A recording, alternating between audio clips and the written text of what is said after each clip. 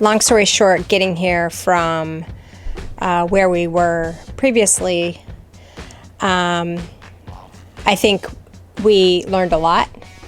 It was tough. I think we underestimated, a quick overnight sail, and the conditions were a little bit more rough than we would have imagined. I didn't feel well at all the entire time and can barely move, and Stefan operated the boat by himself. Taking away learnings from that, I think we've aligned on a couple things. When you sit at anchor for a while, you forget. So we get to go through another cut this morning, and then we'll make our way towards Great Inagua, and then we'll check out of the Bahamas and say goodbye to the Bahamas officially, and maybe get some groceries, and then make our way to the BVIs. And then we'll head over there, see some wave action. Here we go, going between these two rocks. This rock here on SwN&x says that it's a church. Got a little cross.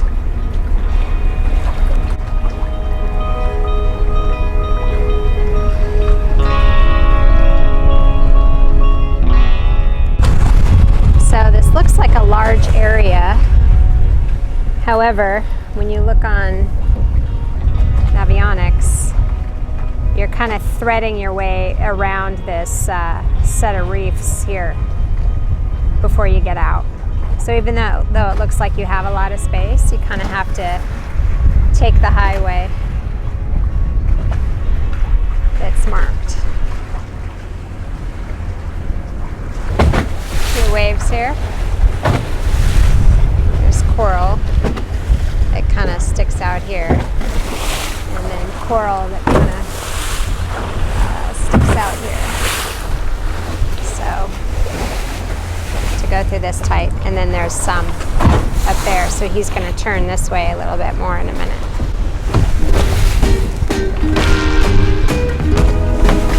A little choppy.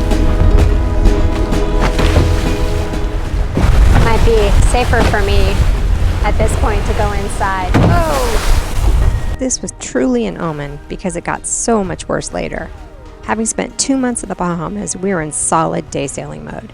So when we left to do an overnighter, we were caught way off guard with what was to come.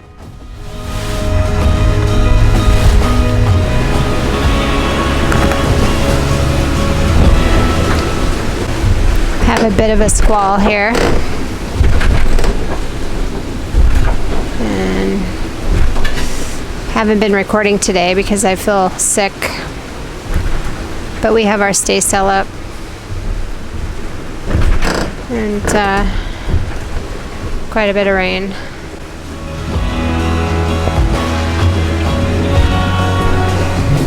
Trying to understand why this blob is blue on the radar.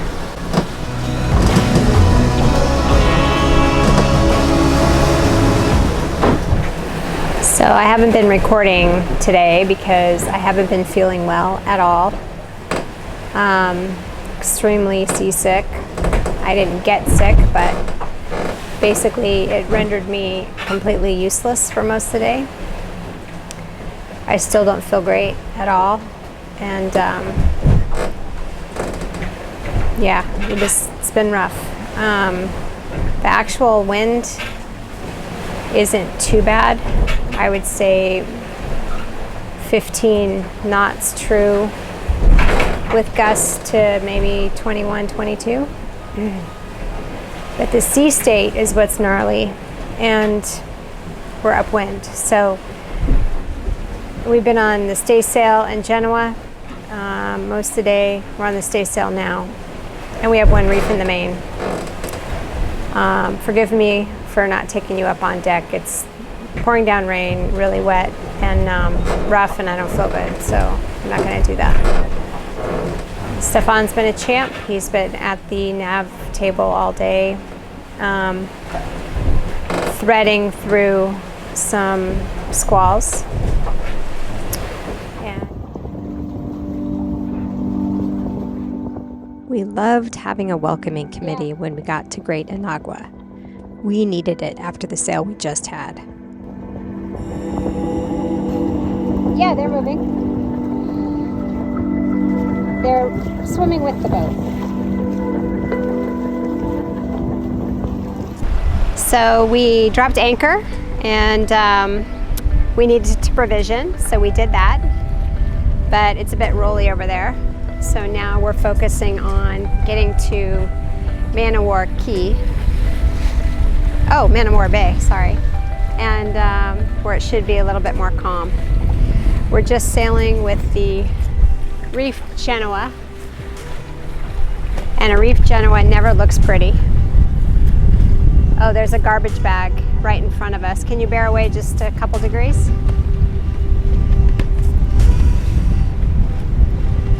Okay. And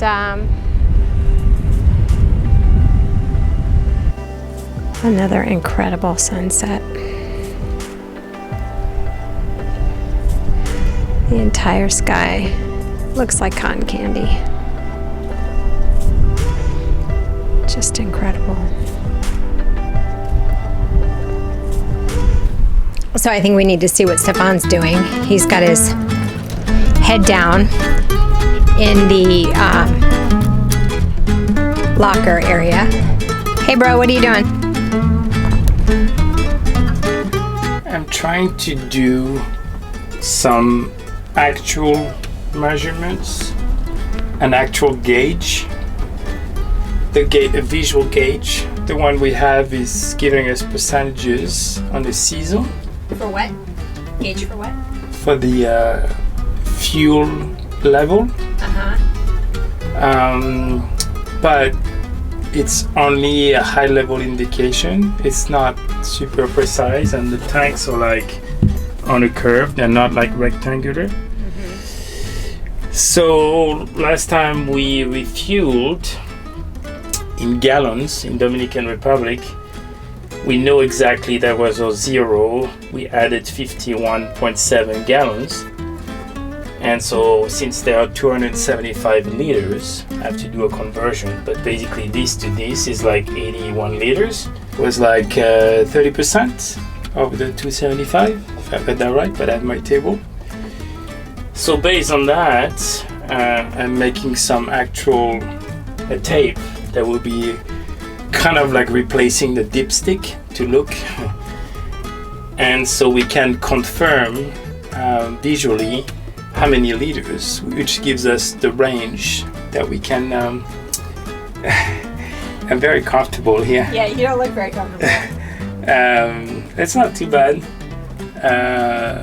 But anyway, it will give us the range, potential range, depending on the sea state, depending if we're using 1 or 2 engines, depending on a lot of things. But it will give us at least how many liters of diesel we have. The project I worked on today, I changed our jack lines.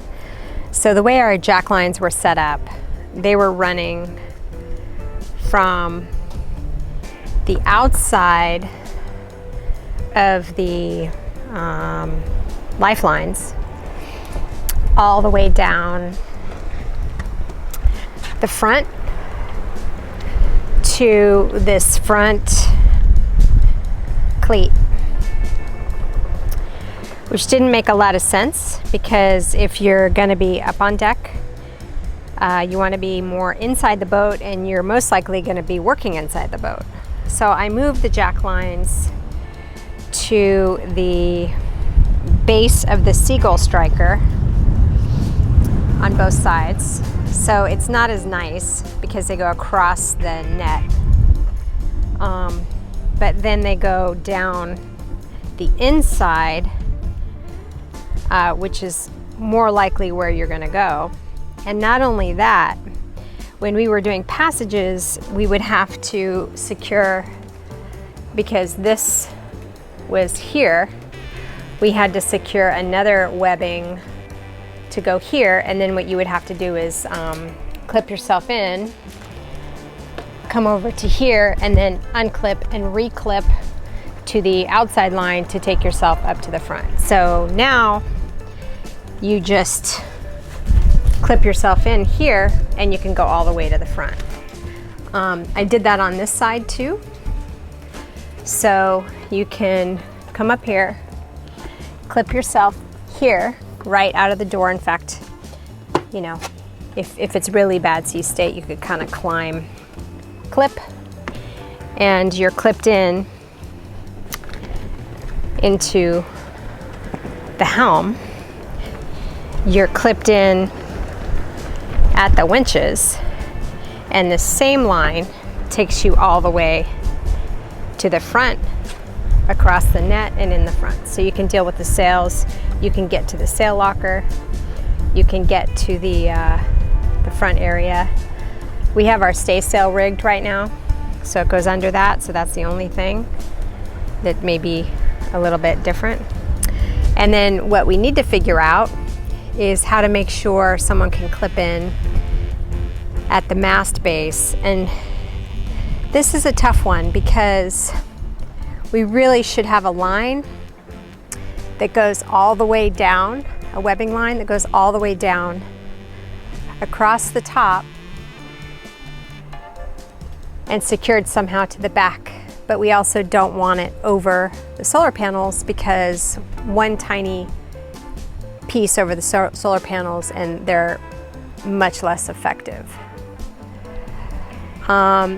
He shouldn't be clipping to the boom, and we can't really run one across here because you actually get to the mast and the boom from the steps above.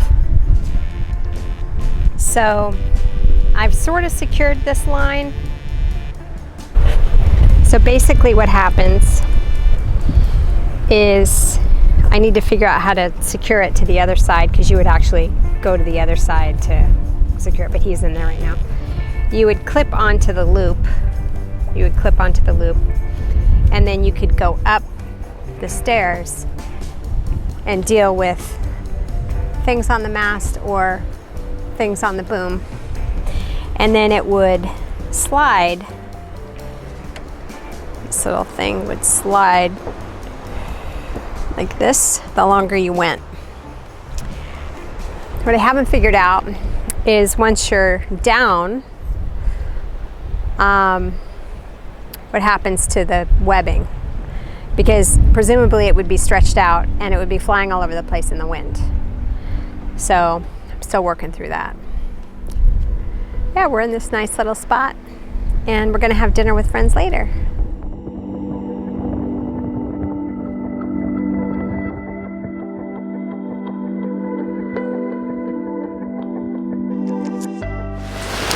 So we have a little bit of weather here. It's raining, which is good because AWEN needs a bath. Sunny Bahamas. Yeah. We have our little makeshift shower curtain cover here for this door entry because the fastener came unglued. So there's that. And then my little fix here doesn't really work right. All right, what are we doing now? So, well, there's a lot of stuff happening, high-level stuff, planning. We need to check out, but it's raining, so while it's raining, we're doing indoor projects. Our radar has been, when it's transmitting, it stopped transmitting multiple times. So restarting it seems to work. The problem is we need to make sure we have a reliable solution. So we looked in the manual and to see exactly where all the radar connections, so remove the ceiling panel. So there is one box here. kind of, maybe I turned 1/4 of a turn, but it seems to be okay. And then everything else comes into this box. We have the radar, we have Oscar, we have the VHF, lots of wiring in this little box. So everything visually looks good. So we're going to close the box. The goal was to know where everything is. So like on the way to the Great Inagua, we had some issues. I started to remove the sealing, but we're sending upwind and bidding. So now we did this.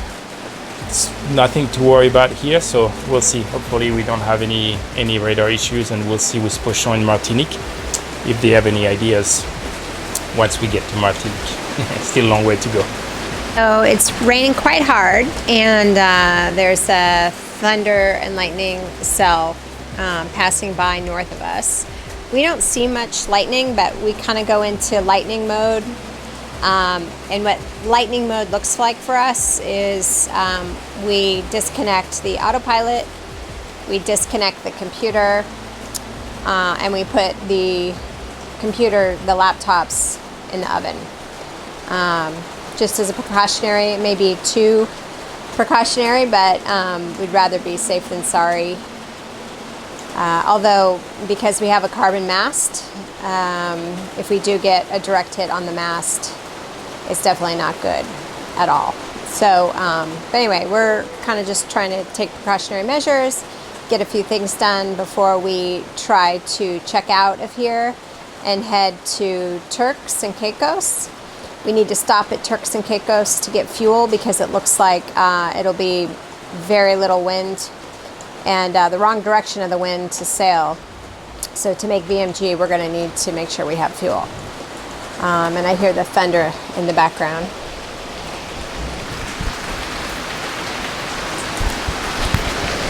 So raining a bit, but we're keeping pretty dry in here. We have our little makeshift door, and we're getting some water coming down this drain, which is normal. I mean, that's what it's for, is to drain water, and then it goes back and drains in that hole. And then this drain comes down through here, which is why we have these ugly pieces of tape over the buttons, just to kind of protect the engine buttons. But the water runs down, comes down here, and drains down here. It's like a natural drain spot. It just gets wet in here. It's a boat. Over here, the water drains down here and comes down. And we had a piece of duct tape over this door because otherwise all inside there gets wet. But I found this little door thing. I don't know. It's supposed to be like for a regular door sweep, I guess. And at least it lets the water not accumulate at the top of the locker door. And then it drains down in the gutter. So what they say is, if you don't want to get wet, don't live on a boat. And long story short, getting here from where we were previously, I think we learned a lot. It was tough. I think we underestimated, a quick overnight sail, and the conditions were a little bit more rough than we would have imagined. I didn't feel well at all the entire time and can barely move, and Stefan operated the boat by himself, so we don't have a lot of footage on that. It was a little sporty. Taking away learnings from that, I think we've aligned on a couple things, and we're now going to do a full 24-hour passage to South Caicos, where we need to stop and refuel. Right now we're getting the boat ready, which includes taking off all of the tent. We had to rerun the furling line to the Genoa because it reached the end of its lead to the drum. So we wrapped it a couple more times and had to take out all of the twist in the line. We have our jack lines better prepared. And then Stefan did a couple things to the rigging to tighten things up. And he went up the mast yesterday and checked everything out and greased the track and cleaned and sprayed the track. What else did we do? Oh, just continue to make sure everything's battened down. We had some loose items fly around. When you sit at anchor for a while, you forget, and things kind of fly around, and then you get comfortable with where they are, and then you forget to put them away. And so there's that. Our life jackets are out. Motor, I'm going to get the beans going in the Instant Pot so we have something to eat overnight. And yeah, that's what's going on. Stay tuned for the next episode as our plans completely change after beating into the wind all day.